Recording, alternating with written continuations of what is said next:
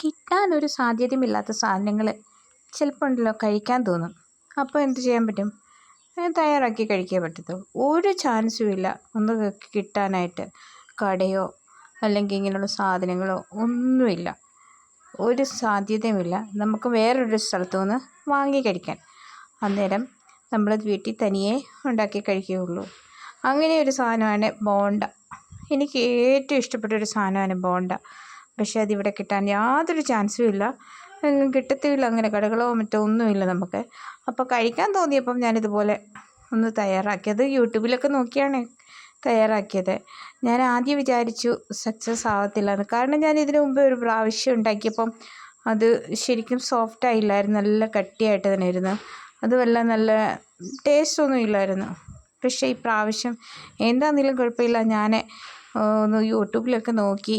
പിന്നെ പല റെസിപ്പികളാണ്, പല മെത്തേഡുകളുണ്ട്. കാരണം ഒത്തിരി കാര്യം, ചിലർ പഞ്ചസാര ചേർക്കും, ചിലർ ശർക്കര ചേർക്കും, പിന്നെ ചിലർ ഇതിനകത്ത് ജീരകം ചേർക്കും. അങ്ങനെയൊക്കെ ഒത്തിരി കൺഫ്യൂസ്ഡ് ആയിട്ടുള്ള വീഡിയോകൾ ഒക്കെ ഉണ്ട്.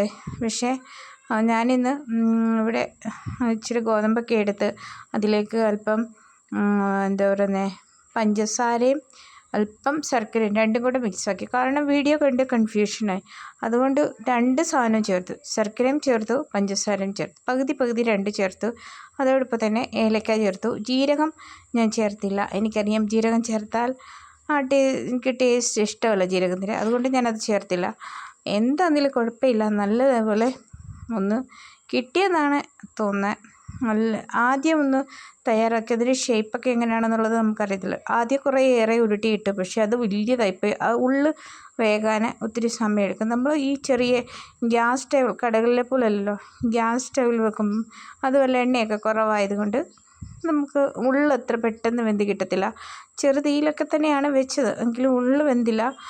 ഞാൻ പിന്നെ ചെറുതായിട്ടൊന്ന് ഉരുട്ടിയിട്ട് നോക്കി. അപ്പോൾ കുഴപ്പമില്ല, സൂപ്പറായിട്ട് തന്നെ കിട്ടി. ഞങ്ങൾക്ക് ഇങ്ങനെയുള്ള സാധനങ്ങളൊന്നും ഇവിടെ കിട്ടത്തില്ല. ഞാൻ പല വീഡിയോയിലും പറഞ്ഞിട്ടുണ്ട് ഇങ്ങനെയുള്ള സാധനങ്ങൾ. ബോണ്ട, പരിപ്പ് വട കിട്ടും. പക്ഷേ അത് നമുക്ക് ഇവിടുത്തെ പരിപ്പ് വട ഒട്ടും ഇഷ്ടപ്പെടില്ല. കാരണം അതിനകത്ത് ഏത് കടകളിൽ ചെന്ന് വാങ്ങിച്ചാലും അതിന് നിറയെ ഉപ്പായിരിക്കും. അത് കഴിക്കാനേ തോന്നില്ല. പിന്നെ ഒരു സാധനങ്ങൾ ഉള്ളിവടയാട്ടെ പഴംപൊരിയാട്ടെ അങ്ങനെയൊന്നും കിട്ടത്തില്ല. ഏതായാലും ഇങ്ങനെയുള്ള സാധനങ്ങൾ കഴിക്കാൻ തോന്നുമ്പോൾ ഞാനിതുപോലെ വീട്ടിൽ തയ്യാറാക്കിയാണ് കഴിക്കുന്നത്. അപ്പോൾ നിങ്ങൾക്ക് എൻ്റെ വീഡിയോ ഇഷ്ടപ്പെട്ടോ? നിങ്ങളുടെ അഭിപ്രായം കൂടി അറിയിക്കുക. അപ്പോൾ ഇതുപോലെ ചെറിയ ചെറിയ വീഡിയോയൊക്കെ ആയിട്ട് അടുത്ത വീഡിയോയിൽ കാണാം. ഇവിടുത്തെ വിശേഷങ്ങളും പിന്നെ ചെറിയ കുക്കിംഗ് വീഡിയോയൊക്കെയുമാണ് എൻ്റെ ചാനൽ. നിങ്ങളുടെ അഭിപ്രായം വിലപ്പെട്ടതാണ്. അപ്പം അഭിപ്രായം അറിയിക്കുക. ഓക്കെ.